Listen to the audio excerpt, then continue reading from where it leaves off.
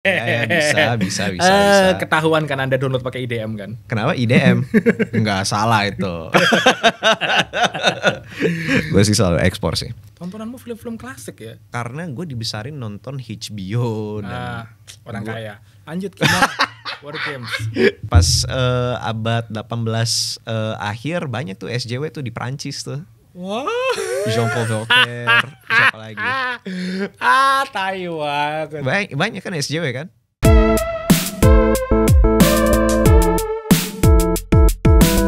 Misalkan komunitas Chinese Indonesia itu setelah tahun 98 itu mempunyai outlook yang sangat upbeat dan optimis karena mereka tidak merasakan rasisme dan komunisme yang jadi instrumen untuk merepresikan mereka secara grup etnis. Sehingga mereka itu mungkin tidak paham bagaimana perkataan komunisme itu bisa menstigma gitu. Dan gue juga melihat tren ini di anak-anak yang lahir setelah 98 yang seperti yang dikatakan oleh Kak Mela barusan.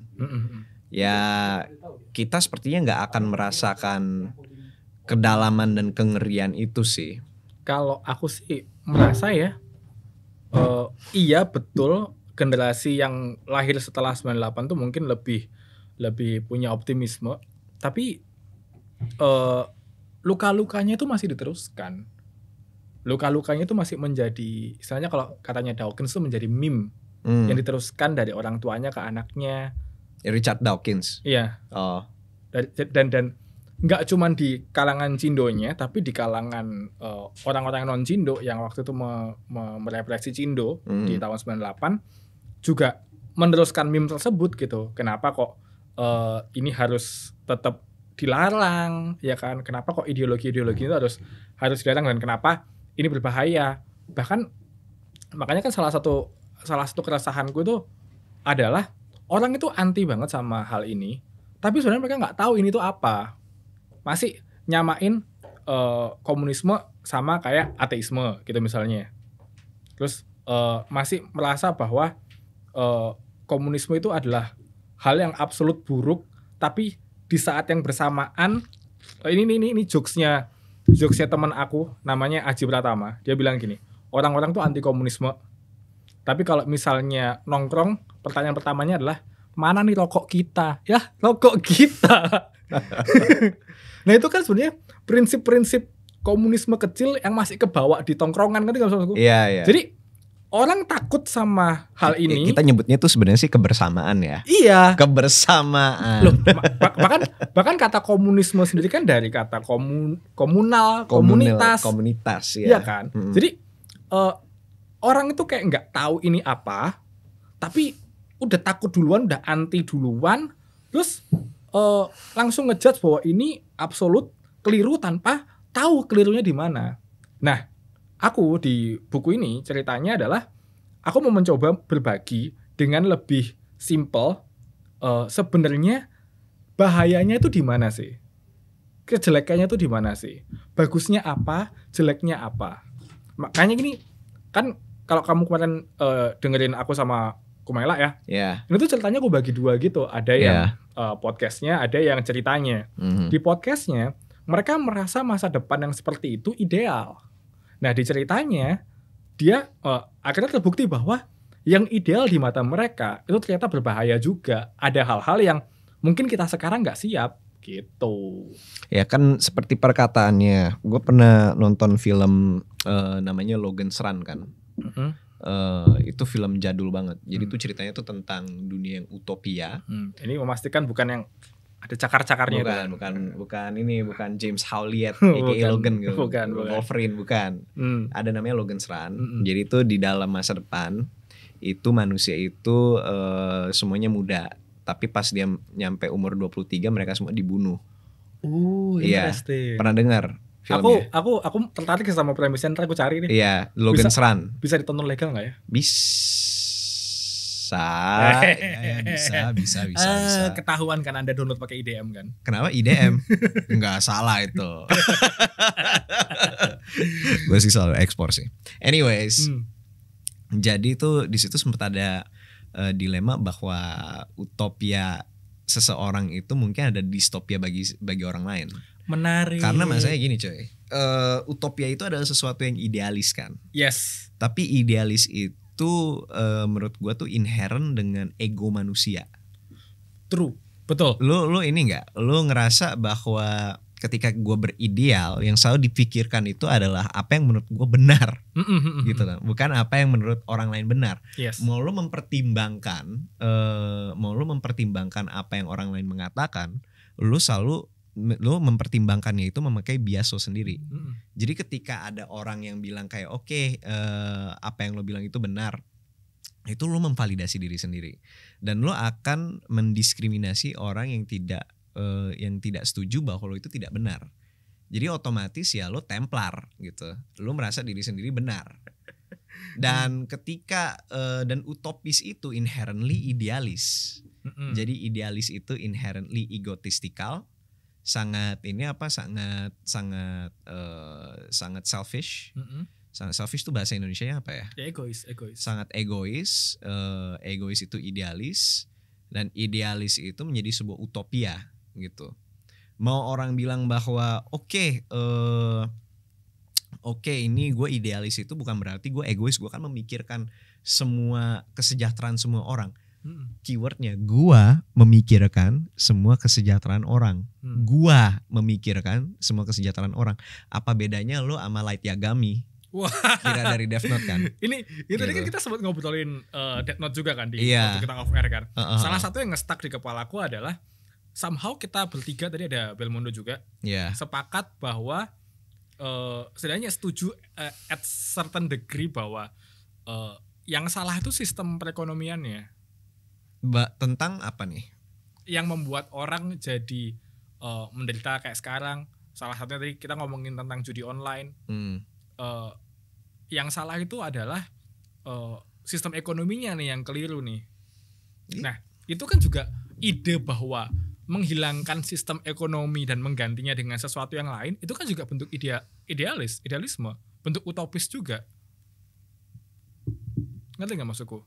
Ternyata yang kita sepakati pun tadi ya, yang kita ngerasa setuju pun, itu juga adalah sebuah tindakan egois. Yang aku juga percaya bahwa kalaupun itu terjadi, pasti nggak seideal yang kita pikirin sekarang. Tapi gini loh, kalau misalkan, tapi gue ingin menaruh disclaimer kepada ini ya, kepada ideologi ya, dan sikap idealisme ya. Walaupun idealisme itu egois, bukan berarti egois itu buruk. Menarik. Begitu. Karena kan again, ego lo itu akan obviously membuat ideal, dan ideal itu akan memenangkan beberapa kesejahteraan orang-orang. Akan mengalahkan beberapa orang, iya betul, karena one man's utopia is another's dystopia kan. Tapi ya tidak berarti lo itu sepenuhnya buruk gitu. Kecuali kalau misalkan ideologi lo itu bersifat arbitrase. Jadi lo memilih tanpa, Kak Mela, arbitrase itu secara definisi apa sih? Random kan? Arbitrary. Untung kita ada Kamela dari Forbidden Questions di belakang untuk membantu gua dengan konsep-konsep dan definisinya. Karena kadang gue memahami gue memahami konsep dan tapi perkataan. Kata-katanya nggak tahu. Tapi ketika gue definisikan, gue susah untuk mengatakan ini gitu. Kayak otak lebih cepat dari mulut kan. Iya. Nah, arbitrase gitu. Kecuali kalau misalkan ideologi itu bersifat arbitrase, karena nggak ada takaran moral, nggak ada takaran moralnya gimana tuh? Kan arbitrase itu jatuhnya lo itu random. Lo ngejudge sesuai dengan takaran lo pada saat itu, nggak ada yang konsisten. Iya kan? Yeah. Justru orang bilang ayo kita ngejudge ini kasus per kasus gitu, case by case. Itu menurutku sangat arbitrer, karena nggak ada konsistensi logikanya di situ. Jadi what do you stand for kalau misalkan lo ngejudge kasus per kasus? Stances lo itu di mana gitu? Alhasil ya balik lagi, lo ujung-ujungnya kayak Light Yagami. Lo kan ngekill kriminal. Itu takarannya gimana? Pembunuh itu kan ada levelnya, ada seorang ada lo membunuh dan itu kasus homicide, pembunuhan yang tidak direncanakan, pembunuhan yang direncanakan, dan manslaughter, pembunuhan yang tidak disengaja. Ini gitu. Exactly yang sebenarnya aku juga berusaha tulis di sini.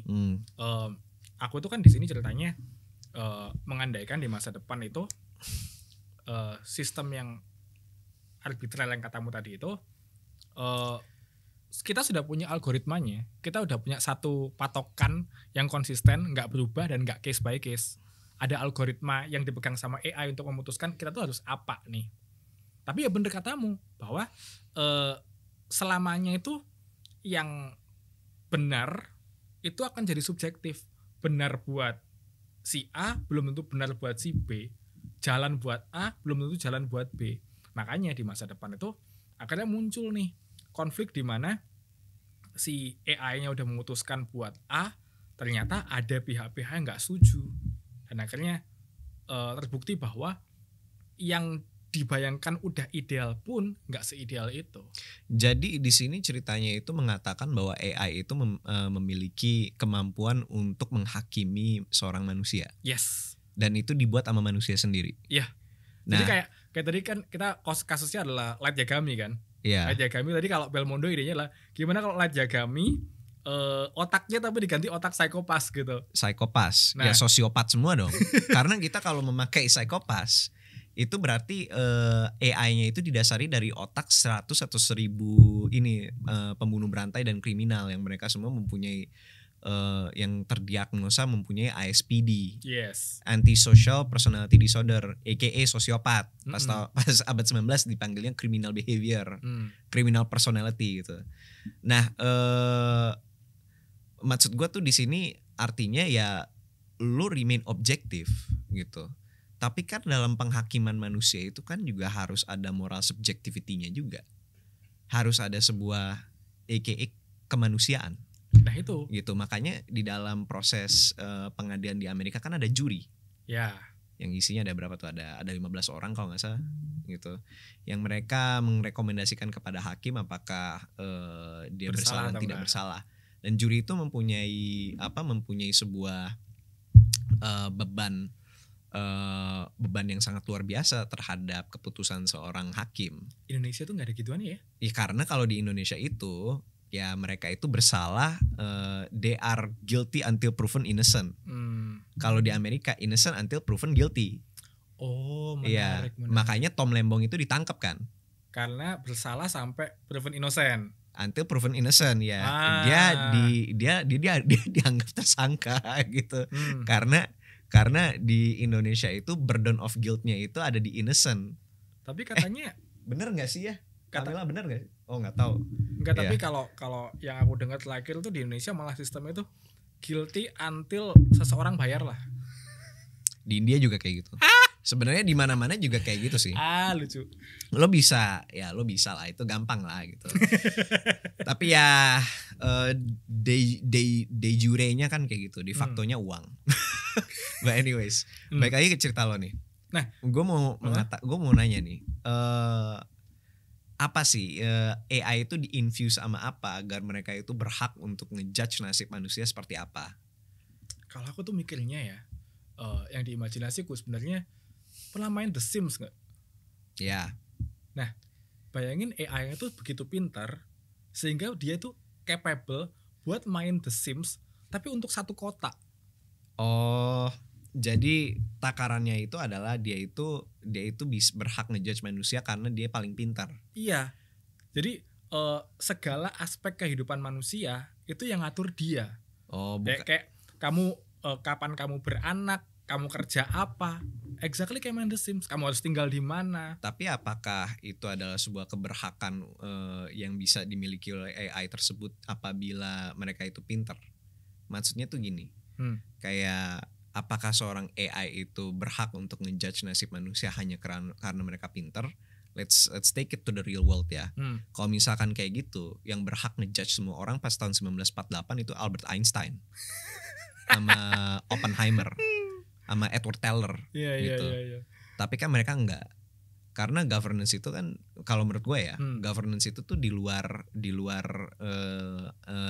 konsep kepintaran juga, tapi ada empati, ada simpati. Nah, ya. Ketika di kacamata orang awam ya ada konsensus dan disensus juga. Ya. Nah, dari kacamata orang awam yang nggak ngerti politik nih, makanya kan di bagian pertamanya sebenarnya 2 orang tolol, orang ngomong kosong berdua ngobrol. Bayangin mereka idealnya gimana? Di kacamata orang yang nggak tahu politik, nggak tahu dalamnya kayak gimana, efek sampingnya apa ini kalau misalnya lembaga-lembaga politik ini cripple gitu. Mereka tuh mikir sesimpel kayak ini kan kita setiap hari disuguhi dengan berita-berita orang korupsi, pemerintah jahat. Gimana kalau kita ganti aja nih pemerintah kita pakai satu entitas yang nggak mungkin korup, yang nggak mungkin menggunakan kekuasaannya untuk kepentingan politik, kepentingan kelompoknya, yang nggak punya nggak punya political interest apa-apa, hanya pengen mensejahterakan rakyat. Gimana kalau kita bikin AI yang bisa bikin decision making buat satu negara, ya udah kita ngikut apa katanya dia aja. Itu political interest AI tersebut adalah mensejahterakan rakyat. Iya, hanya mensejahterakannya itu kayak memastikan bahwa manusia tetap bisa hidup di kota itu, tetap bisa survive, nggak makan resource terlalu banyak, nggak ada yang korup, nggak ada yang jahat, nggak ada yang melakukan kriminalitas. Jadi keresahannya dari situ. I see. Nah tapi ya balik lagi ketika itu terjadi, ya kan, makanya di bagian 2-nya ada ceritanya. Ketika itu terjadi ternyata nggak seideal itu. Masalahnya tadi ketika kita serahkan pada satu entitas yang nggak punya empati dan nurani tadi, keputusannya jadi tidak manusiawi, jadi tidak ada jurinya tadi kalau kamu tadi bilang. I see. Iya kan itu machine thinking. Dan pas tahun 1968 salah satu film favorit gue itu dibuat, namanya Dr. Strangelove. Bahkan nama Steam gue itu Strangelove juga, karena gue suka banget sama film itu. Kenapa? Karena itu adalah film yang mengeksplor sebuah dunia yang dimana tuh manusia digerakkan oleh machine thinking. Tapi bukan karena AI, karena protokol dan birokrasi. Jadi itu tahun 1968 itu puncaknya dari Perang Dingin kan. Filmnya itu tentang Amerika. Ada jenderal angkatan udara itu tiba-tiba gila, dia gegara PTSD berantem di perang Korea. Akhirnya dia itu jenderal yang di ini strategic air apa gitu. Tapi dia itu mempunyai wewenang atas beberapa persenjataan nuklir Amerika, khususnya bom atom, bukan rudal ya, tapi bom. Jadi harus pakai di payloadnya itu harus dideliver pakai strategic bomber dulu. Nah dia menggila, dia mengerahkan strategic bomber dia untuk ngebom nuklir Rusia. Nah akhirnya terjadi sebuah krisis dalam pemerintahan Amerika. Kayak wah bangsat, jenderal kita tiba-tiba menggila, ngapain nih gitu. Kontak ke Rusia gitu. Nah Rusia itu mereka baru mempunyai sebuah sistem, dan Amerika nggak tahu sistemnya itu. Kalau misalkan mereka kena bom nuklir, otomatis mereka ngebom Amerika. Namanya dead hand system di dalam ininya, di dalam ceritanya. Tahu dead hand nggak? Tapi aku familiar dengan kalau misalnya kamu dibom nuklir, kamu ya harus balas. Iya, itu mutually assured destruction. Tapi kan masalahnya kalau misalkan di bom nuklir, elemen manusia yang bisa memerintahkan bom nuklir itu pada mati semua kan. Jadi mereka itu punya sistem otomatis. Kalau misalkan mereka mendeteksi getaran seismik disebabkan oleh sebuah ledakan dalam berapa unit measurement ya, otomatis itu bom nuklir mereka akan jalan semua. Nah, dead hand itu kayak, lo tau ini nggak, kayak trigger. Tapi trigger yang ini yang cuma bisa nge-trigger kalau misalkan lo lepas. Oh gitu. Ya, jadi ibarat kata kalau misalkan lo mati, lo otomatis lepas kan. Ya udah jeder gitu. Jadi itu dead hand tuh namanya, dead hand trigger. Nah, akhirnya lapangan udara yang si jenderal gila ini udah ditangkap nih sama tentara Amerika kan, udah di-occupy, udah diduduki. Tapi ada satu pesawat Amerika yang sistem navigasi sama sistem komunikasinya itu error. Jadi mereka nggak tahu bahwa semua semua pesawat-pesawatnya itu udah balik, nggak jadi ngebom Rusia. Akhirnya ya udah mereka semua ngikutin protokol apa yang harus dilakukan, yang ujung-ujungnya ya itu bom nuklir jatuh di Rusia dan Rusia melancarkan serangan balik ke Amerika. Tapi itu ketakutan zaman itu banget ya. Itu ketakutan zaman itu, dan dulu kan nggak ada konsep AI. Iya. Dulu cuman ada protokol-protokol doang. Jadi kalau misalkan ini terjadi, ini yang kita harus lakukan. Tapi kan sebenarnya AI pun juga sistemnya algoritma yang begitu kan. Jika maka gitu juga, cuman panjang. Tapi kan kalau dulu decision makingnya itu kan nggak ada feedback. Karena mereka itu cuma protokol. Kalau AI itu selalu ada feedback. Iya. Selalu ada ada sebuah kesadaran untuk mengaktifkan ini, menjalankan ini, dan mengukur situasi seperti apa. Dan machine thinking itu selalu berbahaya gitu. Akibat ya kalau misalkan kita terlalu ngikutin protokol, ya ujung-ujungnya kita saling bom nuklir. Tapi menurutmu possible nggak kayak yang itu kejadian? Kan tadi kan pertanyaanmu adalah gimana nih transisinya dari pemerintahan yang sekarang jadi ke AI gitu kan? Zaman sekarang? Iya. Possible nggak? Possible nggak kita menjadi dunia yang apokalipsnya tuh gara-gara AI gitu? Ya possible. Gini, possible-nya itu ketika manusia itu sudah merasa complacent, merasa males, merasa apa aja bisa diotomatiskan dan bisa di streamline, dan mereka membuat sebuah sistem yang mengotomatiskan semua hal. Nah, apa yang terjadi kalau misalkan sistem tersebut tertrigger secara karena beberapa prakondisi sudah dipenuhi, sehingga terjadilah skenario-skenario yang tidak diinginkan. Kayak contoh pas tahun 80 atau tahun 70-an itu sempat ada beberapa ada migrasi migrasi unggas yang luar biasa kepada Rusia. Nah dikiranya itu pesawat bomber Amerika masuk ke Rusia. Nah Rusia udah mau ngebom nuklir tuh Amerika, tapi pas dicek lagi itu ternyata burung-burung. Nah apa yang terjadi kalau misalkan yang nge-decision making itu adalah AI? Pernah nonton film War Game nggak? Enggak. Tapi aku bisa membayangkan masalah burung tadi terjadi tuh anjing lucu banget, ada negara kalah gara-gara burung, Cuk. Iya. Pernah nonton ini nggak, War Game? Itu film tahun 90-an starring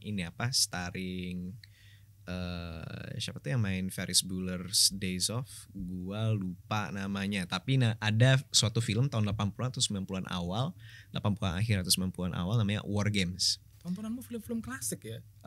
Karena gue dibesarin nonton HBO dan orang kaya. Lanjut gimana? War Games. Orang kaya HBO anjing. Saya nontonnya Space Tune teman-teman. Ya, gue juga nonton Space Tune. Enggak, kebetulan nenek gue suka nonton gituan. Oh iya, lu gimana? Jadi gue suka nonton gitu, dan nenek gue kan juga dibesarkan dalam masa perang dingin. Oh iya, lucu banget. Iya. Iya kan.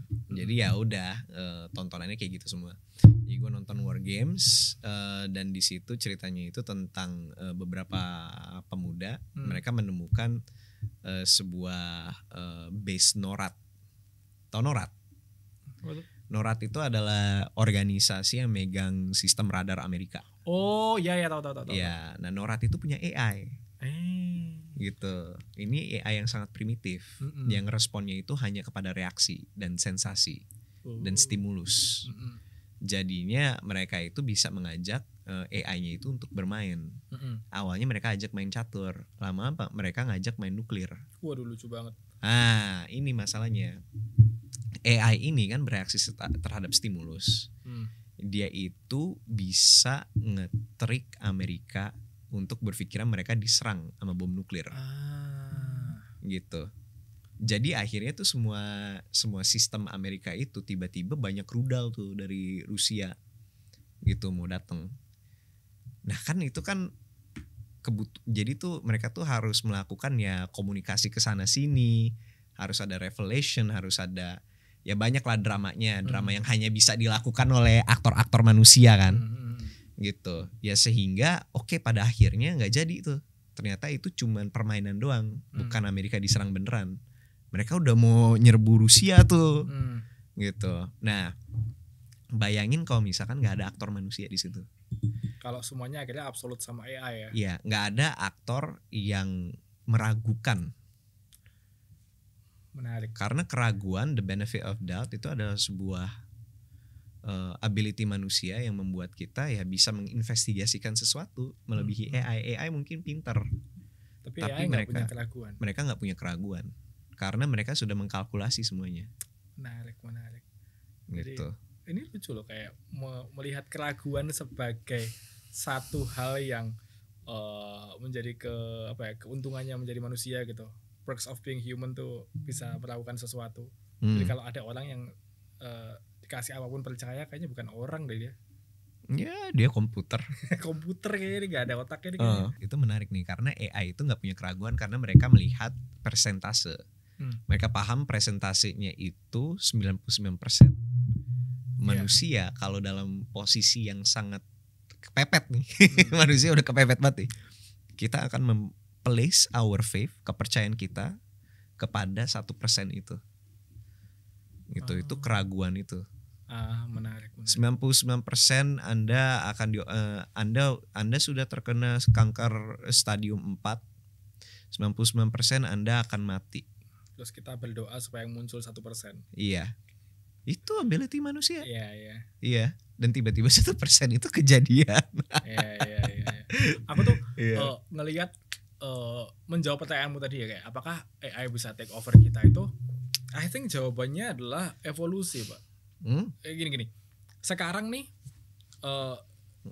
aku tuh suka banget salah satu quote-nya di bukunya Jared Diamond yang judulnya Collapse. Dia kan ngebedah bagaimana sebuah peradaban bisa hancur gitu. Terus ada mahasiswanya yang nanya, emang siapa yang terakhir kali nebang pohon di pulau tersebut, dan dia mikir apa ketika dia menebang pohon terakhir.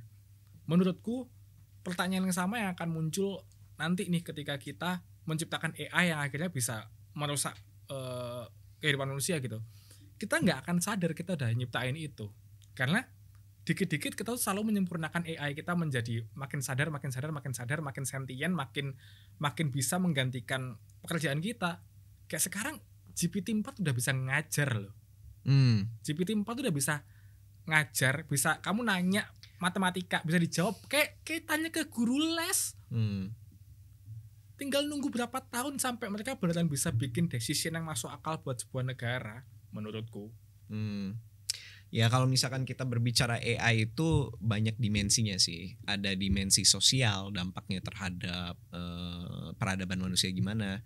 Ada dimensi prakondisi di mana kita harus ngobrolin, mikirin konsekuensinya ke depan gimana, harus pasang failsafe ini.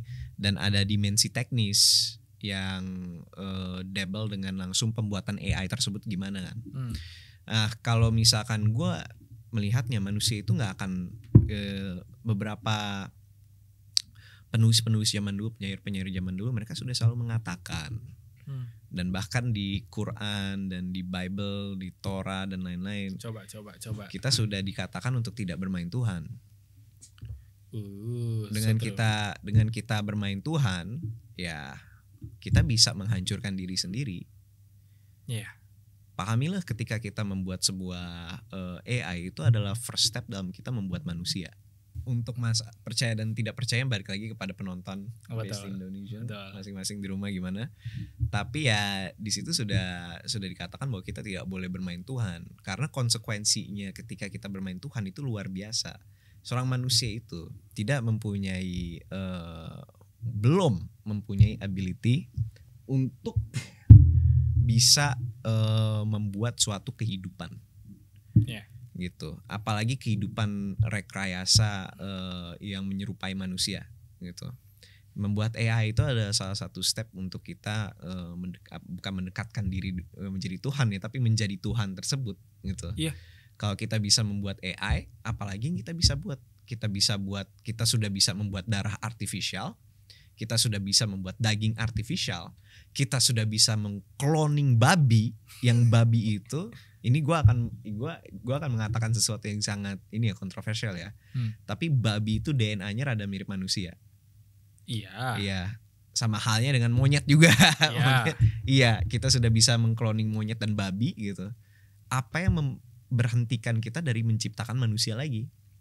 Tapi gini, manusia itu mereka itu harus paham bahwa kita berbicara bahwa di masa depan ini AI itu ujung-ujungnya membuat beberapa keputusan yang tidak manusiawi. Dan gua rasa manusia-manusia di sini juga sebenarnya karakternya sudah malas sekali karena apa-apa udah diatur oleh AI. Yes. Gitu. Bener kan? Gue Iya. belum baca loh. Ini masih Enggak, masih disampul loh. Tapi bener. Jadi Iya.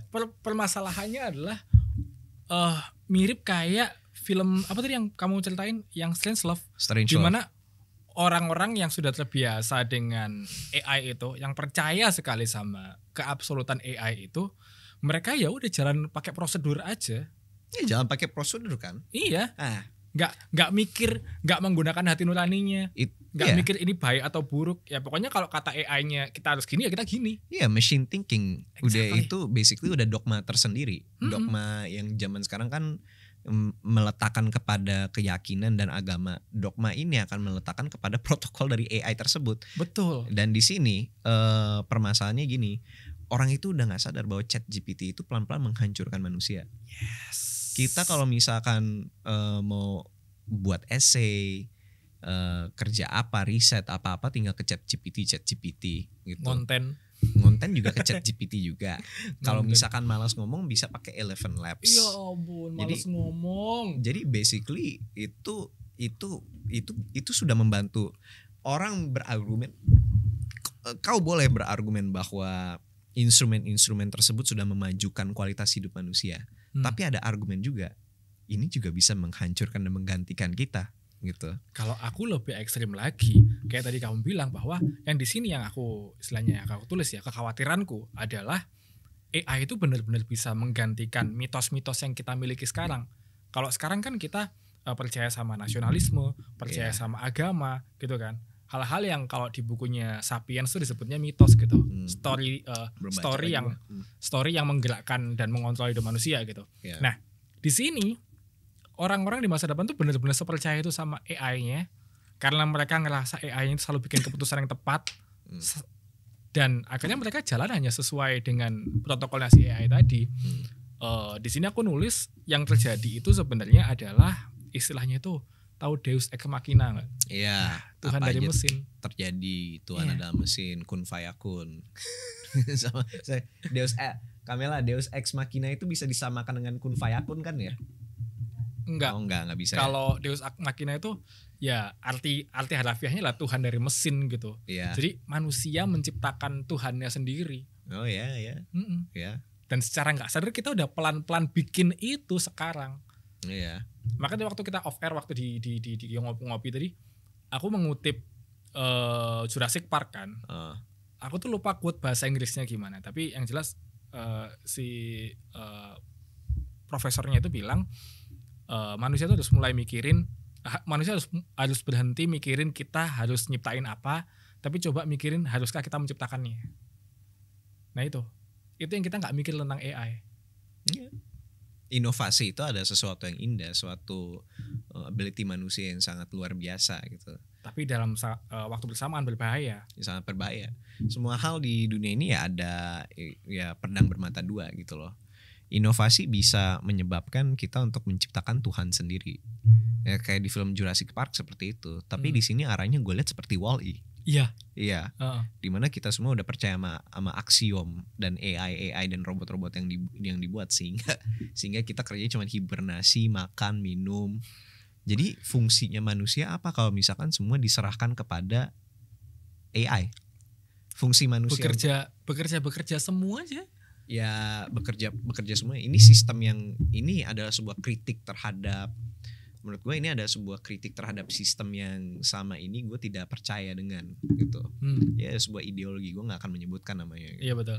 Ya menyebutkan bahwa ideologi ini akan ada sebuah peradaban manusia di mana orang akan enak semuanya, nggak ada kelas sosial, nggak ada perjuangan, nggak ada kesakitan atau apa namanya suffering itu apa penderitaan. Penderitaan. Ya aku tuh kan beberapa orang kan udah mulai baca ini kan. Terus komennya lah, wah ini mah indoktrinasi kiri gitu. Enggak, novel ini tuh justru kritik. Kayak ini kan kebagi dua ya. Ini kamu mau buka gak? Coba kamu buka deh. Biar kamu ngerti yang aku maksud apa. Jadi ada part yang bagian podcastnya yang isinya berdua omong kosong. Sama satu ceritanya. Nah di podcastnya itu orang membayangkan kayak, oh ini gak akan ada penderitaan, semuanya kan sama rata, oh ideal, kita akan bahagia, kita gak perlu kerja kayak sekarang. Tapi ternyata di masa depan yang seperti itu tuh gak seideal yang mereka pikir, berbahaya bahkan. Dan kita gak siap sama banyak hal yang bisa terjadi kalau hal itu terjadi. Nih coba kamu buka pertamanya deh, kamu buka kayak halaman awal-awal gitu. Set kayak halaman 5 atau 6 gitu kan. Nah itu kan kayak transkrip podcast gitu kan. Nah kamu next lagi. Nah terus cerita, ya kan. Nah terus balik lagi ke next chapternya, ntar podcast lagi, terus ntar cerita lagi gitu. Jadi seiring mereka ngobrol membayangkan idealnya gimana, kebantah terus sama yang di masa depannya. Jadi sebenarnya ini justru kritik sama orang-orang yang ngerasa solusinya adalah ideologi yang tadi kita obrolin itu. Sebenarnya orang harus paham. Gue nggak teoris amat ya. Tapi gue memahami bahwa ini apa? Bahwa yang ditulis dalam ideologi tersebut bukanlah ideologi tapi melainkan kritik. Kritik terhadap kapitalisme. Iya. Jadi itu adalah suatu hal terlalu rapi mas, itu plastik mas, nggak usah dilipat begitu kayak baju mas. Nggak apa-apa, gue punya OCD. Aku OCD sama orang rapi gimana dong? Biasanya kalau udah sampai kayak gini ya dilipat loh. Jadi ini apa? Jadi sistem itu adalah sebuah kritik terhadap kapitalisme, bukan solusi. Ya. Gue selalu bilang kepada orang, baca lagi buku itu. Baca lagi buku itu yang ditulis di Manchester. Baca lagi itu. Baca lagi itu adalah sebuah cautionary tale. Atau cautionary tale kan? Iya. Sebuah kisah. Untuk penonton yang gak tahu cautionary tale itu apa, santai, gue akan jelaskan. Jadi cautionary tale itu adalah sebuah kisah memperingatkan orang kayak, akan bahaya kalau ini diteruskan. Ya kayak maling kundang gitu. Ya jatuhnya kayak gitu. Jadi buku itu yang ditulis di Manchester itu ada cautionary tale terhadap praktek predatory capitalism.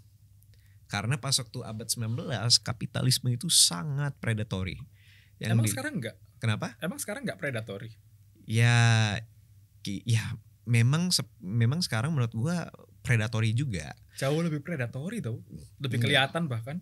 Seenggaknya kita seenggaknya kita masih mempunyai pilihan. Dulu orang pilihan apa yang mereka punya ketika kerjanya tiap hari itu cuma nambang, terus udah gitu ngehirup sulfur gitu, ngehirup asbestos. Pilihan apa yang kita punya sekarang? Petani jadi konten kreator begini-begini. Itu yang kamu bilang pilihan. Iya. Waduh. Memang. Iya sih, nggak napak tanah. Pantesan akrab kamu sama Indah Haji kamu. Sama-sama nggak napak tanah. Sekarang gini. Sebenarnya semua orang itu punya pilihan. Ya. Tapi pilihan itu kan juga tergantung oleh kondisi. Ketika orang bilang gue nggak punya pilihan lain, ada pilihannya, cuman lu nggak mau menghadapi konsekuensinya. Konsekuensinya itu kan terkadang tidak baik untuk diri sendiri. Jadi orang memilih pilihan yang membuat mereka aman dan menguntungkan mereka gitu. Ketika kita disuruh mengkhianati seseorang, kita punya pilihan. Lo mau berakhir di sini atau lo mau kasih informasi ke dia? Lo mau kasih gue informasi? Ya lo punya pilihan kan? Ya. Tapi pilihan lo kalau misalkan lo mau bertahan ya jedor gitu. Konsekuensinya tidak siap untuk dihadapi. Cessation of existence, lo selesai nyawa lo di situ ya itu sebenarnya sebuah pilihan juga, tapi itu bukan pilihan yang lo mau ambil gitu. Nah, kita reel back lagi conversationnya kepada ini ya, kepada kapitalisme ya. Dalam kapitalisme dalam kapitalisme zaman sekarang, kebebasan kita itu bukan kebebasan dalam apa yang kita lakukan, tapi kebebasan memilih. Ketika kita mempunyai produk, kita bisa memilih produk mana. Lo mau makan beng-beng, lo mau makan Milo, mau makan ini banyak nih. Demokrasi itu justru muncul dari kebebasan pasar, bukan kebebasan berpendapat. Oke. Gitu. Itulah kenapa tadi kamu waktu kita offer ngomong tentang betapa Anda mendukung sekali pasar bebas. Oh ya. Laissez-faire. Tapi ini kan kemarin tadi waktu kita offer juga kita ngobrolin masalah cetulu. Ya kan. Sesuatu waktu kita ngobrolin masalah judi online, kenapa kok ini nggak bisa selesai? Karena akar masalahnya kita nggak tahu ini apa, dan nggak bisa dibunuh juga kayak cetulu gitu. Apakah cetulu itu adalah kapitalisme? Nggak, menurut gue cetulu itu bukan kapitalisme. Menurut gue kapitalisme itu adalah sebuah selalu ada dalam sejarah. Jadi bukan kapitalismenya yang harus dibunuh. Bukan. Meskipun kapitalisme pun juga impossible untuk dibunuh. Impossible untuk dibunuh karena again itu melawan naluri manusia untuk menjadi secure. Selama dunia itu mempunyai sumber daya yang terbatas, orang itu akan terus mencoba mengakumulasi sumber daya tersebut untuk diri mereka sendiri agar mereka secure. Kehidupan kita tuh cuman ada 3, makan, tidur.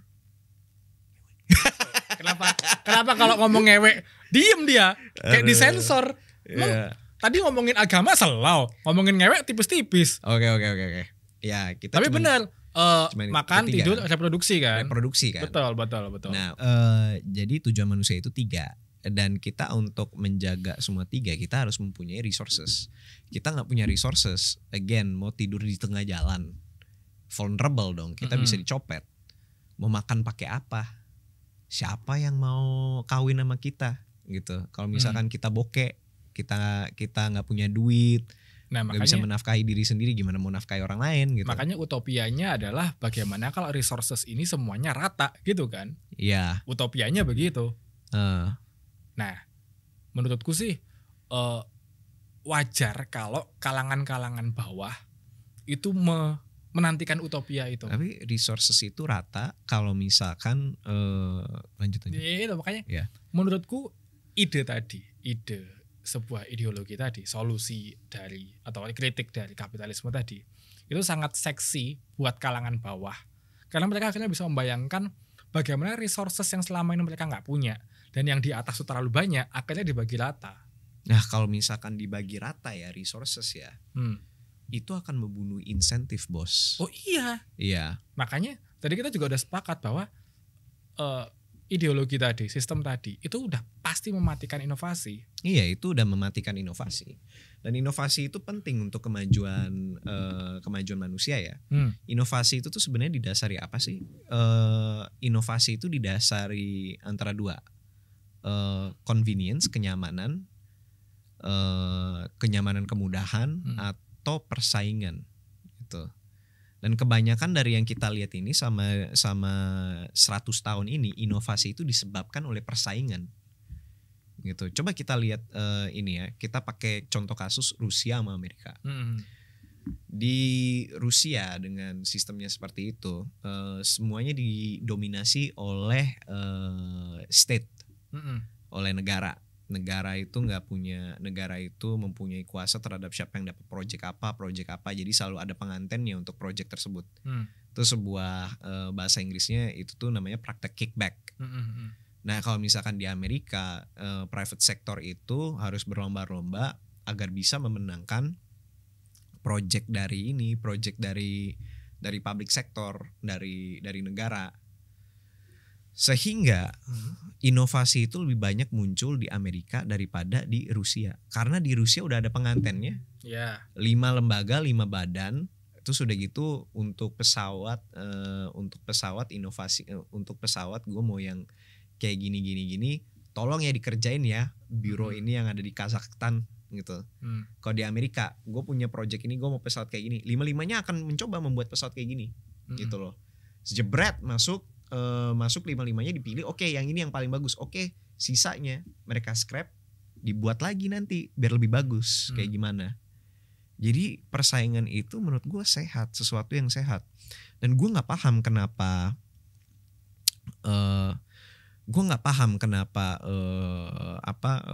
di negara kita tuh terkadang tuh persaingan itu dianggap tidak sehat. Ya tadi gitu. Persaingan itu kan akhirnya memunculkan kesenjangan, ya kan. Nah, yang mereka benci itu bukan persaingan tapi kesenjangannya. Nah, dan kita kan banyak sekali dari kalangan bawah ya. Kalau kita lihat segitiganya kita tuh beneran landai sekali. Segitiganya di Indonesia tuh kalangan bawahnya tuh banyak banget, bahkan kalangan menengah kita aja miskin. Jadi ide tersebut, ide di mana persaingan gak ada, semuanya rata, kesejahteraan terjamin dan negara memperhatikan semua kebutuhan kita, itu seksi sekali di bawah. Dari semua sejarah, bahkan kayaknya negara-negara yang apa ya, influence kirinya besar itu bukan negara-negara yang pasarnya jalan gitu nggak sih? Tapi lo perhatiin lagi, rata-rata negara-negara yang mengalami revolusi kiri ekstrim ya, pemimpin-pemimpin dari pergerakan tersebut itu orang-orang terdidik yang di luar negeri, yang mereka privilege. Ya. Kalau kita misalkan perhatikan lagi, ya mereka adalah kalangan yang benefit dari status quo itu ada. Dan ketika mereka mengubah status quo itu tetap sama. Oh itu gitu. Persis banget yang ditulis sama, tahu nggak Paulo Freire nggak? Ya. Judul bukunya Pendidikan Kaum Tertindas. Persis kayak gitu. Jadi ketika seorang yang udah teredukasi berusaha mengedukasi yang di bawah, akhirnya dia tuh sebenarnya menggantikan peran penindasnya itu. Jadi nggak membebaskan masyarakat dari kalangan bawah sebenarnya. Ini full circle, karena mereka merasa bahwa mereka yang paling terdidik, mereka tahu apa keinginan manusia, keinginan rakyat mereka. Ya mereka merasa berhak. Kita lihat nih Vladimir Lenin, dia adalah seorang bangsawan menengah, tetap bangsawan kan. Si Leon Trotsky juga, gitu. Terus udah gitu siapa lagi, si Sun Yat-sen. Tapi gitu. Apakah menurutmu politik kiri itu jalan buntu? Enggak. Banyak sekali progres sosial yang datang dari negara-negara kiri. Salah satu negara yang memajukan kesejahteraan wanita itu Cina, Republik Tiongkok. Tapi emang Cina masih, kan tadi kita sudah sepakat Cina kapitalis banget. Oh itu kalau misalkan sekarang. Kalau kita harus membedakan dalam segi budaya dan segi politik. Mungkin secara segi budaya Cina itu ya patriarki sekali kan. Confucianism. Karena Konghucu kan. Sikap-sikap Konghucu itu masih kuat di orang-orang Tiongkok. Cina. Oke, fuck it lah. Orang-orang Cina main lah. Dari tadi loh dia tuh kayak memilih-milih kata tapi dengan santai, kayak menurut Bible, menurut Al-Qur'an. Aneh ya, prioritasnya dia salah. Keliru. Sumpah kayak boleh gak sih ngomongin Cina? Ngomong Al-Qur'an selau. Aneh. Jadi Cina nih budayanya itu sangat patriarki kan, tapi secara politik ya mereka itu Mao Zedong itu pernah bilang bahwa yang memegang angkasa itu selain laki adalah perempuan. Setengah angkasa itu dipegang oleh perempuan. Oh wow. Iya, itu yang dikatakan oleh Kamerat Mao Zedong. Kamerat. Iya. Jadi ya menurut gue progres di dalam negara kiri masih salah satu orang pertama yang keluar angkasa yaitu orang Soviet. Iya. Yuri Gagarin. Iya, jadi ya menurut gua apakah negara kiri itu menghasilkan inovasi? Ya menurut gua tetap ada persaingan di negara kiri. Cuman persaingannya itu bukan sebuah budaya yang ditetapkan secara sistematis. Melainkan itu adalah sebuah drive personal. Begitu. Masih ada ya semua negara sama, cuman ya takaran berpikirnya ya beda-beda gitu. Tapi I think ya di masa sekarang nggak ada negara satupun yang bener-bener mentok kiri gitu. Ya karena kalau misalkan mau nggak mau kan, karena kamu ya harus jadi warga dunia gitu, dan mostly dunia nggak kiri. Ya kalau kata Stephen Colbert, realita itu mempunyai bias terhadap liberal. Liberal dan progresivisme. Itu dia bilang pas ngata-ngatain Presiden George Bush. Iya, di depan presidennya sendiri. George Bush. Iya, terus menurut gua dunia ini memang bias terhadap ide-ide kiri. Kecuali mungkin kiri ekstrim gitu. Bahkan Amerika pun bisa jalan karena ada takaran ideologi kiri pun. Progresivisme yang muncul di abad 20-an itu adalah sebuah ideologi yang kiri. Segimananya? Ya karena mereka memikir bahwa pemerintah harus memakai teknologi dan pemahaman ilmiah untuk bisa memajukan bangsa dan rakyat. Dan dulu kan yang meng-guide pemerintah itu kan bukan teknologi dan ilmiah, melainkan keyakinan. Oh, I see. Iya. SJW zaman dulu itu, kalau zaman sekarang kita sebutnya SJW, dulu kita sebutnya filsafat. Wah, filsuf kan. Ajrit. Pas abad 18 akhir banyak tuh SJW tuh di Prancis tuh. Wah. Jean-Paul Voltaire, siapa lagi? Taiwan. Banyak kan SJW kan? Taiwan. Iya, banyak SJW. Menyamakan René Descartes dengan Indaji loh bangsat. Ya memang. Anjing. Tapi gue akan mengatakan bahwa ya mereka mempunyai kemampuan berpikir sesuai dengan zamannya. Iya, sesuai dengan zamannya, exactly. Iya. Ya si Indaji kemampuannya seperti ini sekarang karena zamannya seperti ini. Kalau misalkan dia dicemplungin di zaman abad Prancis gak akan survive dia. Cewek. Bukan cewek. Gue pengen rasis lagi. Waduh. Gue pengen rasis. Tapi setidaknya bener kan? Si orang itu kita cemplungin di zaman sekarang gak akan survive dia. René Descartes. Iya. Jadi Ade Armando.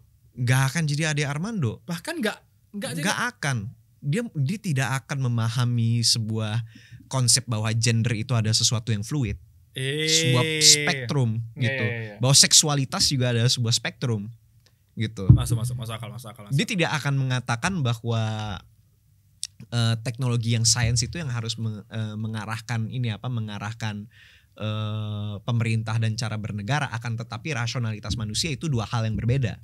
Gitu. Menarik. Karena kan zaman Enlightenment itu digeraki oleh atas dasar bahwa manusia itu sebenarnya pada hakikatnya sama. Yeah. Mereka mempunyai rasionalitas yang sama. Akhirnya mengerahkan pemerintah itu adalah rasionalitas manusia. Gitu.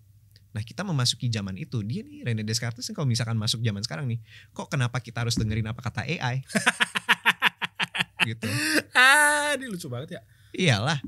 Jadi tuh ngebayangin René Descartes ngobrol sama SBY. Iya, dia kan ya basically mereka semua tuh filsuf Prancis tuh SJW. Iya, make sense. Iya, setuju kan? Tapi kan gimana ya? Aku mencoba merangkai kata-kata nih.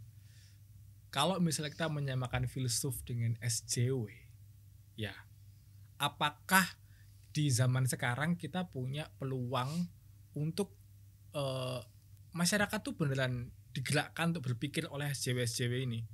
Nanti gak sih, kayak aku tuh ngelihat sekarang SJW itu ya cuman sebatas berantem di sosmed aja gitu. Nah, itu yang dilakukan oleh filsuf zaman dulu. Beda platform tapi ya. Ya, mereka lewat surat menyurat kan. Iya. Kelakuannya itu sama, medianya aja yang beda. Gitu. Iya. Gua lupa tuh ada salah satu filsuf Prancis zaman itu. Lupa lagi namanya siapa, tapi dia tuh yang sakit di bathtub. Karena dia punya kondisi kulit, jadi dia harus di bathtub terus. Nah, gue lupa nih nama filsufnya siapa. Tapi tulisan dia itu selalu membakar semangat dan amarah rakyat Prancis pas waktu itu, rakyat di Paris. Equivalensi sekarang adalah nge-tweet berarti ya. Betul itu. Nge-tweet terus kayak masyarakat marah. Wah, Iya, anjing, itu. benar juga. Ini orang menyebabkan hal-hal di dalam pemerintahan dan pemikiran hal-hal dalam bangsa Prancis dan pemikiran-pemikiran itu menjadi viral. Anjir. Iya. Iya. Nah, basically itu ya orang kayak Denny Siregar gitu. Orang kayak siapa lagi ya? Abigail, Raymond, Iya. dan lain-lain yang gue pernah kawan-kawan gue ini yang pernah gue lihat nge-tweet apa terus udah gitu orang-orang pada marah. Iya. Ya mereka nggak jauh beda sama filsuf Prancis zaman dulu. Menarik. Makanya gue bilang filsuf Prancis itu basically SJW. Tapi ya tadi kayak berarti peran SJW zaman sekarang masih sepenting peran filsuf zaman dulu. Ya, mengajak manusia berpikir. Ya mungkin mereka dipanggil filsuf karena pemikirannya itu ada validasinya ya. Bahkan mungkin mereka pas zamannya dipanggil SJW. Tapi oleh zaman yang akan datang mereka dipanggil filsafat. Siapa tahu yang zaman sekarang nih orang-orang SJW dan influencer dan konten kreator lain nih yang di Twitter, di YouTube itu mereka masih dicap SJW. Siapa tahu 50 tahun ke depan mereka dicap filsuf. Wah, anjir. Iya kan? Iya. Jadi pemikiran-pemikiran itu yang akan terus develop gitu. Kayak Kartini ya. Iya, Kartini kan itu jatuhnya menyurat juga. Iya, SJW jatuhnya kan. Iya. Sebuah dia dipanggil malahan dulu aktivis. Iya. Kan. Ini sekarang ekuivalensinya ada Mbak Kalis Mardiasih gitu. Iya. Mereka semua tuh labelnya beda-beda gitu. Iya. Ya balik lagi kepada balik lagi kepada barusan kemana ya kita? Balik lagi ke kirian ya. Ke kirian. Ya mereka itu ya makanya filsuf-filsuf itu rata-rata selalu dari kiri.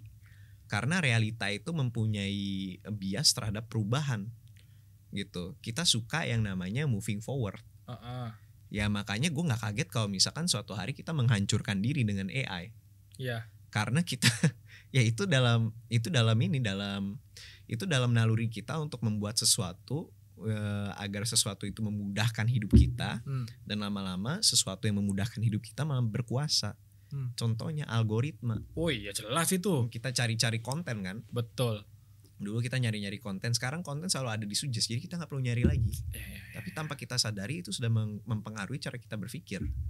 Kita kebunuh sama convenience kita sendiri ya. Ah iya, memang gokil. Wall-E. Iya kan. Ngeri. Aku tuh sebenarnya ya, aku tuh kan menulis cerita ini itu memang dasarnya dari ketakutan. Kayaknya orang-orang tuh nggak aware deh sama bahaya teknologi yang kita miliki sekarang. Nggak aware potensi bahayanya kemana.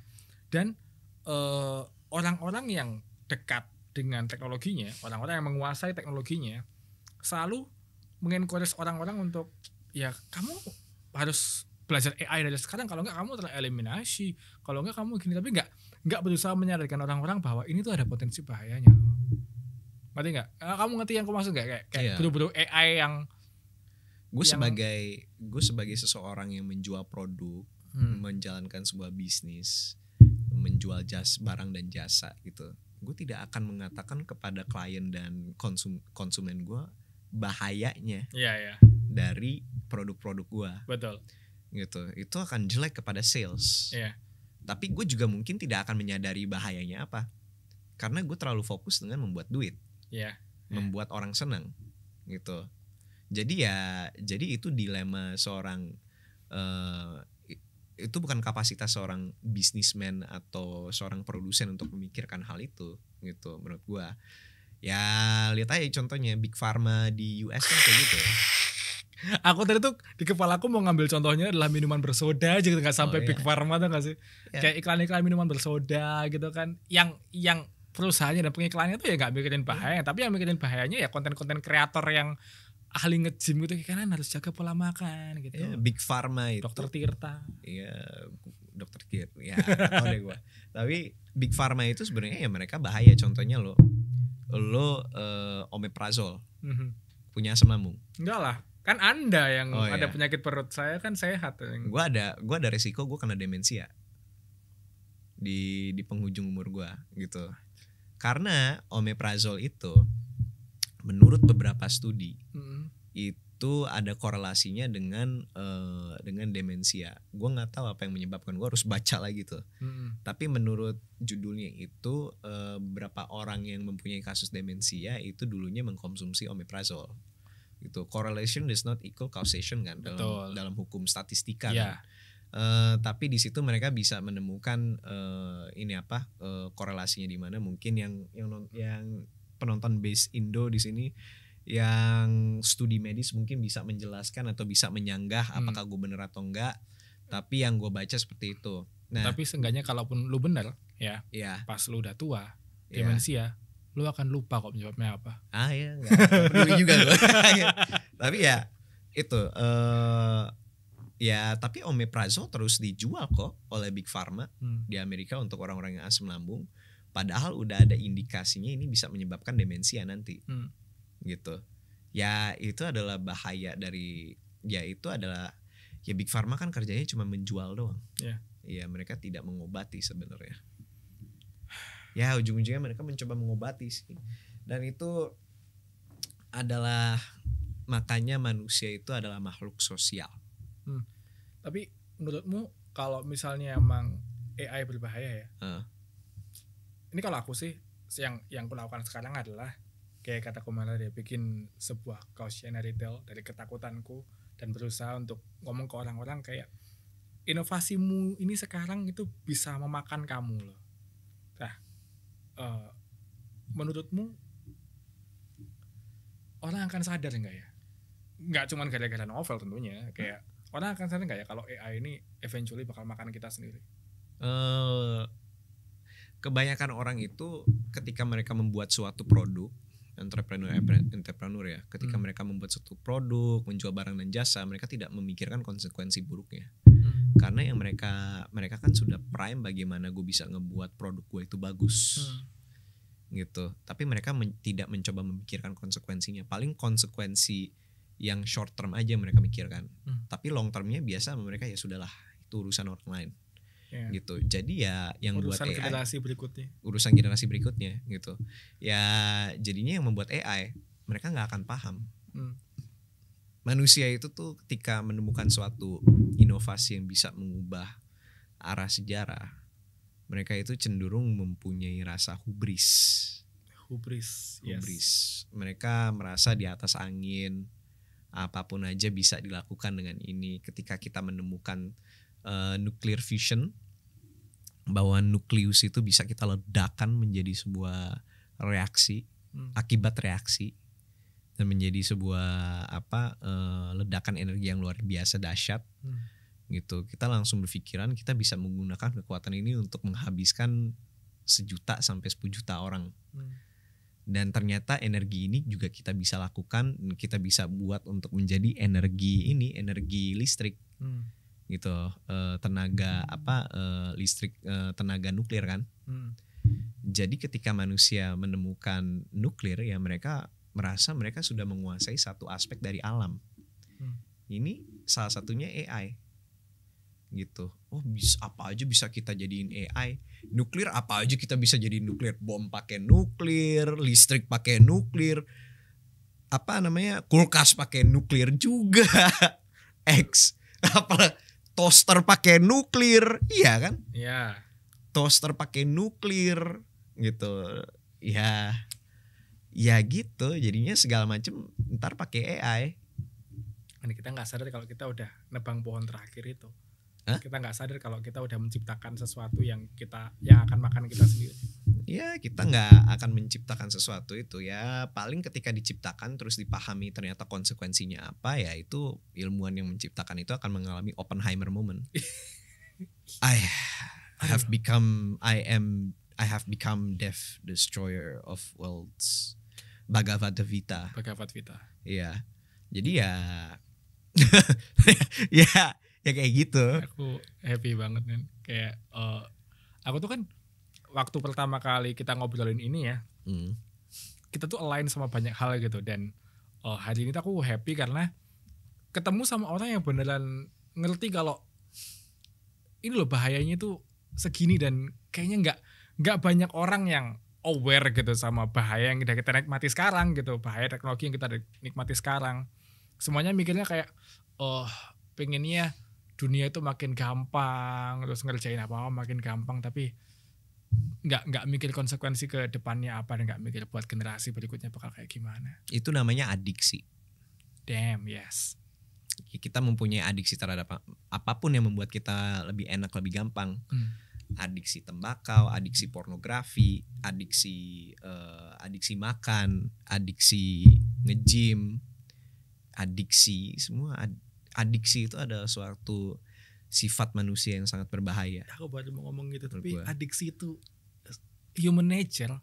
Ya, adiksi itu human nature, dan ya nuklir ada adiksi. Iya. Dan AI juga akan menjadi adiksi manusia berikutnya. Segala macam sekarang serba AI. Gue pergi ke YouTube, gue bisa nonton Joe Biden sama Donald Trump main game di Discord. Aduh, lucu banget. Gue bisa dengerin Hu Tao nyanyi rungkat. Aduh. Terus udah gitu gue bisa lihat apa lagi ya, AI ya. Gue bisa dengerin Jokowi nyanyi ini apa, Asma Librasi masuk itu. Yang terakhir aku nonton AI itu adalah 2 AI nih. Iya. Disuruh debat, satunya ATI, satunya religius. Iya. Yang bener yang mana? Bayangin kalau semua orang nonton itu udah tutup forbidden question, nggak perlu lagi nonton Kumaila Hakimah. Ya, tapi kan yang paling menarik itu adalah Kumaila Hakimah itu adalah manusia. Ya. Dia mempunyai sebuah pemikiran yang manusiawi. Ya. Kalau misalkan AI, oh ya udah pemikirannya sangat rasional sekali, straight to the point, gitu. Tapi kalau misalkan yang kita suka dari podcast adalah reaksi manusia menghadapi suatu hal. My point is sekarang bahkan AI itu udah bisa punya argumen yang solid gitu loh. AI udah bisa berargumen loh, aneh banget loh itu. Iya. Ada sesuatu yang bisa berpikir dan berargumen. Itu dulu kan kita pikir yang bisa berpikir dan berargumen hanya manusia. Iya. Sekarang ciptaanmu lo bisa bikin argumen, deh gila. Nah, kalau misalkan AI bisa berargumen sama AI terus mereka mengenali mereka berdua AI, tuh itu bahaya. Iya, tinggal AI bisa punya krisis identitas. Nah, makanya menurutku itu tinggal nunggu aja manusia akhirnya menyesal kalau udah sejauh inilah kita ngembangin teknologi ini. Gitu. Ya, nggak akan lama sih aku merasa. Ya gue sih kalau menurut gue ya kita teruskan aja. Lah iya. Aduh anjing lucu banget. Kita teruskan aja our march towards progress. Nuklir kita buat. Ya. Nuklir bisa menghancurkan kita. Tapi sudah hampir 100 tahun kita bertahan tanpa ada perang nuklir. Ya karena decision making untuk mencetnya masih di human. Nah iya. Ini sekarang kita sudah punya satu entitas yang bisa bikin decision making. Di salah satu bukan prolog ya, kayak background story-nya ini, kenapa dunia masa depan tercipta adalah dunia lamanya itu hancur karena nuklir. Nah iya. So I think kita sepakat bahwa nuklir itu seberbahaya itu, dan aku tuh masih ngerasa kita pun bisa, kiamat nuklir itu belum berhenti waktu perang dingin gitu loh. Ancaman kiamat nuklir itu masih ada sampai sekarang. Iya. Apalagi dengan Rusia masih ongoing perang juga kan sekarang. Timur Tengah masih ada perang di Palestina. Ada satu ancaman lagi sebenarnya nggak lebih kelihatan. Apa tuh? Ya kita ini kan hidup di dunia digital ya. Yeah. Ya apa yang terjadi kalau misalkan digital itu mempunyai suatu source yang sama. Kalau misalkan satu sumber dihancurkan ya semuanya hancur. Oh, interesting. Kayak cloud yang satu gitu ya. Apa? Satu cloud gitu. Ya satu cloud gitu. Makanya sekarang kan sebenarnya Indonesia ini, makanya kita buat TNI AS, cabang TNI yang baru kan TNI AL, AD, AU, sekarang AS, Angkatan Siber. Iya, Angkatan Siber. Itu adalah untuk menanggulangi penyerangan dari penyerangan siber dari negara-negara lain. Itu isinya apa? Hacker-hacker yang di warnet itu dikumpulin jadi satu? Bisa? Gue gak bohong, beneran. Oh beneran, sumpah? Iya. Sumpah? Bisa. Hacker-hacker yang biasanya bikin crack-crack buat IDM itu? Ya, white hat. Aduh lucu banget. Hacker-hacker white hat kan, kenapa enggak kalau misalkan kita pakai kan? Tapi emang udah kebentuk tuh, AS tuh emang udah kebentuk di bawah. Sudah diresmikan oleh Pak Jokowi sejak September. Oh shit. Ya, sekarang kayaknya mereka lagi dalam proses adu joto siapa yang jadi ini kasasnya. Anjing, kepala staf Angkatan Siber. Aduh lucu banget. Tapi gini maksud gue nih. Perang sebenarnya sudah terjadi di dalam ranah siber karena nggak ada hukum-hukum. Shit, yes. Ya, karena siber itu ada sebuah medan yang baru. Laut kita sudah melintasi selama daratan kita hidup di daratan. Perang laut sudah terjadi selama beribu-ribu tahun. Udara perang terjadi sudah 100 tahun. Sekarang ada medan baru, siber. Nah, kita sudah ada hukum-hukum di darat, kita sudah ada hukum-hukum di laut, kita ada hukum-hukum di udara. Sekarang di siber kita kagak ada hukum. Jadi makanya adu jotos, makanya Indonesia diserang terus karena mereka tahu infrastruktur digital kita, siber kita jelek. Gitu. Tapi berarti kamu percaya itu serangannya dari luar itu? Yang data-data kita dijual. Memang itu katanya Pak Hinsaya Siburian, ketua BSSN, Indonesia itu mengalami serangan siber dari 4 negara Asia. Di tahun 2023. Bukan orang internal kita itu, kayak orang ya kalau misalkan let's say kalau misalkan terjadi orang kayak gitu ya, pasti pemerintah akan merahasiakan karena ketika lo mempunyai sebuah aset yang pemerintah mau, let's say skill set lo, ya lo menjadi inceran nomor 1 pemerintah agar lo bisa bekerja untuk pemerintah, gitu. Jadi ya menurut gua siber itu menjadi medan yang sangat penting sehingga itu bisa membuat AI semakin berbahaya gitu. Ini salah satu hal yang aku tulis juga di bukuku adalah cyber itu nggak akan berbahaya. Apapun yang berbau cyber itu sebenarnya nggak berbahaya buat manusia asalkan nggak ada eksekutornya. Ngerti nggak maksudku? Jadi kalau misalnya emang hal-hal cyber ini rusak, hancur, manusia itu tetap bisa hidup balik ke zaman batu, ngerti gak sih? Nah, let's say kalau misalkan di Jakarta nih, tiba-tiba semua lampu merah menjadi lampu hijau.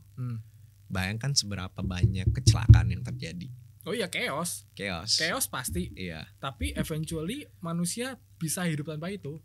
Kalau anggaplah yang terjadi cuman Jakarta aja gitu. Pertanyaannya, apakah manusia bisa balik lagi ke zaman batu? Gak bisa. Manusia gak akan bisa meninggalkan convenience-nya sekarang. Kalau menurut gue ada resiliensi dan fleksibilitas yang bisa didemonstrasikan oleh manusia. Karena kita itu punya genetic memory kan. Ya. Ya kita secara natural merasa bahwa oke, gue ngelihat ini bentuknya kayak gini, gue bisa ngambil air. Ya. Gitu. Gue melihat ada yang bentukannya kayak ular, gue takut gitu. Gue lihat ada taring gede, gue langsung lari gitu. Jadi manusia tuh sudah paham oleh hal-hal tertentu gitu. Sehingga kalau misalkan terjadi suatu situasi di mana kita akan balik lagi ke zaman batu, ya kita pelan-pelan akan bisa mengembalikan teknologi tersebut. Seleksi alam akan terjadi. Kayak ini loh, nontonnya nggak Dr. Stone tau nggak? Ya. Ya kayak gitu kan. Akan mengembalikan teknologi yang dulu kita pernah temukan. Yep, seleksi alam akan terjadi sih. Ya, tapi selagi seleksi alam berjalan ya kita juga mengadap terhadap lingkungan kita juga seperti apa. Alhasil ya susah untuk membunuh manusia karena kita udah kayak kecoa. Nuklir kita ya paling ada beberapa yang hidup. Yes. Iya. Dan ketika kita udah melampaui nuklir tadi, I think masyarakat pasti akan menemukan sebuah sistem baru di mana ya untuk mencegah hal itu kejadian lagi gitu. Entah mereka bikin kesepakatan baru, entah mereka bikin sistem baru, mereka mengevaluasi kenapa sih kita kemarin bisa ada nuklir, salahnya di mana. Pasti mereka akan membuat sebuah konstruksi sosial. Itu adalah again kenapa manusia adalah makhluk sosial. Ya manusia itu butuh checks and balances juga. Gue kan bilang barusan pas kita ngobrolin tentang bisnismen dan filsafat, manusia adalah makhluk sosial. Yang buat produk nggak tahu konsekuensi produknya mereka apa. Yang cuma bisa merasakan itu adalah konsumen. Gitu. Jadi konsumen yang harus terus-terusan ngasih check and balance tadi. Iya. Ngasih tahu kayak hey produk kamu tai. Iya. Berbahaya. Iya. Stop making this shit. Iya. Dan produsen akan bias terhadap produknya sendiri. Again, kalau misalkan produknya ya benar berbahaya, mereka minum langsung mati, ya obviously itu tidak akan menghasilkan duit. Tapi kalau yang matinya pelan-pelan masih nanti, ya itu yang bikin bias kan sebenarnya. Itu yang bikin bias, kayak ini kemungkinannya kecil, bisa lah kita ship gitu. Kita kasih pencegahannya biar nggak kayak gitu. Iya. Ya Indian, ya menurut gua sebuah AI menguasai hidup manusia, sama saja kita itu ya bermain Tuhan sebenarnya. Iya. Ya tadi kamu bilang, ya memang bermain Tuhan. Masalahnya kita nggak sadar kalau sekarang kita dalam proses menciptakan Tuhan baru itu. Nah iya, gitu. Dan nggak banyak yang sadar. Iya, nggak banyak yang sadar. Dan itu yang menakutkan ya. Ya itu yang paling menakutkan. Baik lagi nanti lawmaker dan ilmuwan dan ahli-ahli dan kepakaran masa depan mereka akan gimana. Kita kan berdua kan cuman sebagai content creator membahas tentang kok ngomongin AI, kita sama UU ITE aja masih belum sepakat kok. Iya. kok udah jauh ngomongin AI, kita ngomongin di konten kita boleh ngomongin apa aja nggak sepakat kok. Menyinggung orang batasannya apa masih nggak sepakat kok. Gitu kok kita udah yakin kita bisa bikin undang-undang buat AI, masih jauh. Masih jauh kita ini. Bangsamu tuh masih terbelakang sana loh untuk teknologi yang terlalu maju ini. Ya, makanya kan Gibran mau majuin dengan AI dan coding menjadi sebuah asupan bagi anak TK dan SD. Which ya gue sebagai buzzer gue dukung-dukung aja sih. Saya sebagai pemerhati pendidikan dan matematika saya setuju-setuju aja sih. Ya, masuk akal kok. Ya masuk akal. Make sense. Gibran masuk. Anyways, mau promosi bukunya akhirnya. Ya. Namun kalau misalnya tadi situ ya. Iya. Kalau misalnya kalian tadi tertarik habis ngobrol-ngobrol aku sama si buzzer sampah ini yang ngomongin kemungkinan di masa depan, ini aku menulis sebuah cerita yang mungkin kalian akan suka. Judulnya Masa Depan Tidak Boleh Dibicarakan. Kenapa kok judulnya tidak boleh dibicarakan? Ya karena kebetulannya kayak tadi teman-teman. Nah ini kayak tadi aku ceritain sih, kayak depannya itu ada ceritanya, ada podcastnya, terus ada cerita lagi, ada podcastnya. Jadi kayak buat teman-teman yang nggak biasa buat baca buku, ini bakal jadi buku yang cukup menyenangkan, cukup ringan, dan kalau kalian udah selesai, kita obrolin bareng-bareng. Mari kita bikin yang tidak boleh dibicarakan jadi bisa dibicarakan. Anjay. Well, udah ya itu aja ya. Kalau mau beli bukunya bisa ke bit.ly/buku masa depan atau cek link di bawah. Oke. Anyways, kayaknya pembicaraannya lumayan dalam juga ya. Ini kamu ada yang dipotong-potong itu gak sih? Enggak. Itu dia. Tadi aman gak sih? Aman. Karena kita nggak ngata-ngatain siapa separah itu sih. Kecuali Kumaila. Ya, dan orangnya ada di situ. Kita ngatain Kumaila tadi. Ya, sementara orangnya ada di situ. Sama Indahji. Sama kalau Indahji juga gue bilang ke dia kayak ya dia paham-paham aja. Iya, dia tahu kok kalau dia dikata-katain nggak napak tanah, dia juga mengiyakan kok. Siapa lagi ya? Oh ya, nggak kok, aman kok. Yang penting kita nggak ngatain Sinarmas aja. Gue pas waktu podcast ya Rebenci gue katain. Waduh, di DM gak sama Sinarmas? Gue kan podcastnya belum keluar. Saya tinggal di BSD teman-teman. Anyways, thank you very much Adit MKM. Terima kasih sudah datang ke podcast Based Indonesian Talks hari ini untuk promosi bukunya. Jangan lupa invoice 80 juta ya. Ih gokil. kayak gak tahu royalti penulis sedikit loh. Kok bisa? Royalti penulis berapa? Berapa persen? 5%. Oh enggak, better 10%. Oh 10%. Jadi kalau ini kayak 88.000 kan, paling aku cuma dapat 8.000 atau even 5.000 doang nih. I see. Kalau invoice Anda 80 juta, butuh laku berapa? Mega bestseller. Harus ngalahin filosofi teras dulu nih aku nih untuk bisa menjual sampai 80 juta hanya untuk membayar Anda. Nah, kalian bantu ya biar dia bisa dapat 80 juta. Oke? Anyways, ini bukunya tentang Yes. Anyways, thank you sudah datang ke Based Indonesian Talks, and we will see you in the next episode of the Based Indonesian Show. Bye-bye, Based Indonesians. Subscribe to the Based Indonesian Show. Dijamin halal